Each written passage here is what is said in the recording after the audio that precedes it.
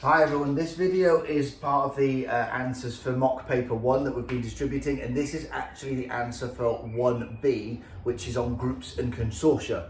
So this is the smaller part to question 1, with the first part being the big corporation tax calculation. So it's the much smaller bit worth 11 marks. Now, I've got the question and the answer here, but I'll be writing on here. If you hear some funny noises, it's because my dog is around my feet. Don't think anything strange is going on.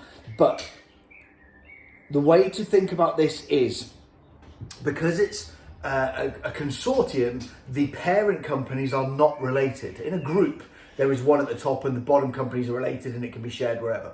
In a consortium, the top companies, the parents, are separate and it is one underneath. So it's almost like this shape rather than this shape.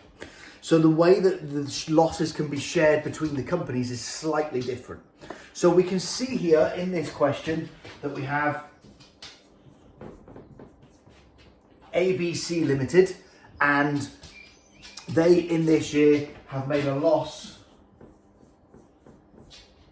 of £98,000. Now, that loss is not all eligible for consortium relief. They must only share net losses. So in this question, they also had its income from property of £15,000. Now, it doesn't mean that they have to relieve that. We'll come later to what the company has the options to do itself. But what it does mean is that the amount eligible for consortium relief is £83,000. That is the amount of losses over income which they can then share to those higher up companies. So that's the first stage to do, work out the total amount of the loss in the company which can be shared under consortium relief. Then we have to ask ourselves, which can each of those companies claim? So we have 3 companies, AA, BB, CC, and they own 30%, 32.5%, and 27.5%. And what this tells us is, because these companies aren't related, they can't share anything between each other. They are completely separate, but they are entitled to this amount of this. So that tells us how much of the 83,000 each company can claim. And what we then do is look at their profits. And let me just pick this up now.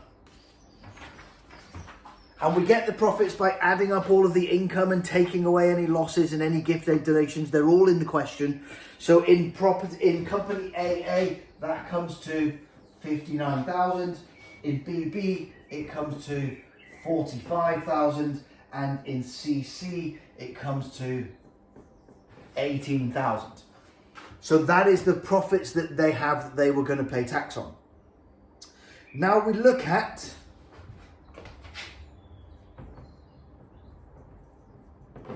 the share that each company has of this consortium relief, and it is using this percentage. So AA has 30% of 83,000, and that is 24,900, and BB has 32.5% of the 83,000, and that is 26,975. And CC is eligible for 27.5% of 83,000, which is 22,825. So that is the amount of the losses which they could potentially claim. It doesn't mean they can. It means it's the amount of losses that is available to that company. Because then we have to work out what relief they can claim. Now, that's the amount of loss that's eligible to them, but they cannot create their own loss through a consortium relief. So the amount of the claim is the lower of these two numbers. So in this instance, there's 59,000 of profits and 24,900 of losses available, so they can claim all of those losses. So that relief there is 24,900. And in BB, the profits is 45,000 and the eligible losses is 26,975.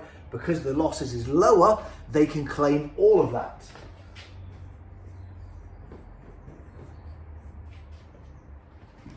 Now, when we come to CC, what you'll notice is their profits are 18 and the losses available are 22,825.